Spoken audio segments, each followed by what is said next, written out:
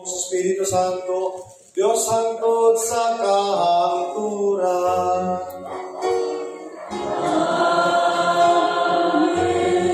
Palihog lingkod.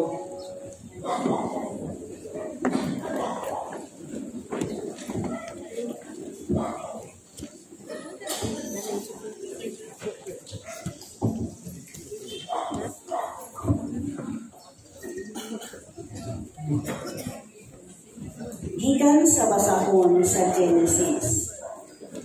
Apan ang lalaki gitawag sa Ginoong Diyos. Hain ka ba? Ang lalaki nitubag. Nadungog ko ang imong paglakaw sa tanaman o tiabot ako kahadlok o mitago ako kay hubuman ako. Kinsay nagsulti kanimo nga hubog ka? Nangutana ang Diyos. Ikaon ka ba sa bunga sa kahoy nga gidilit ko kanimo? Ang lalaki mitubag. Ang babae nga gihatag mo kanako mo ay naghatag kanako sa bunga sa maong kahoy o nikaon ako. Ang Ginoong Diyos nangutana sa babae. Nganong gibuhat mo man kini? Ang babae mitubag.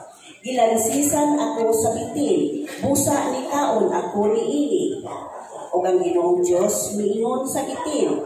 Tungod niini silutan ka, ikaw lamang sa tanang mananap ang mahiagong niining tungluha. Sukat karon magkamangka na pinaagi sa imong tiyan o magkaon ka na abo sa tanang adlaw sa imong kinabuhi. Himuon mo magtinungtanay ikaw o ang babae. Mahimong kaaway ang tao ng bitin o mahimong kaaway ang imong kaliwa o ang iyang kaliwa.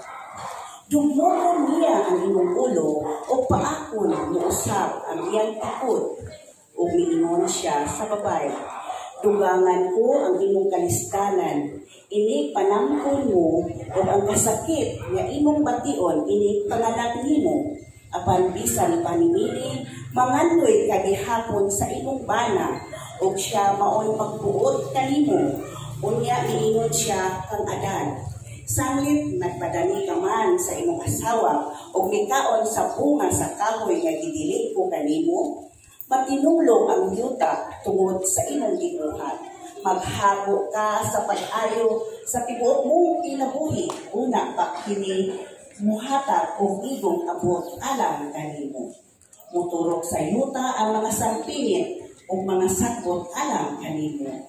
O mapugos ka pagkaog tanong sa kalasangan, magpatulo ka sa simot o maghago pag-ayo, una pa muhatag kanimong abot ang yuta, hantod mo balik ka sa yuta, magigikanan mo. Hinimo ka gikan sa yuta o sa yuta ka pauli.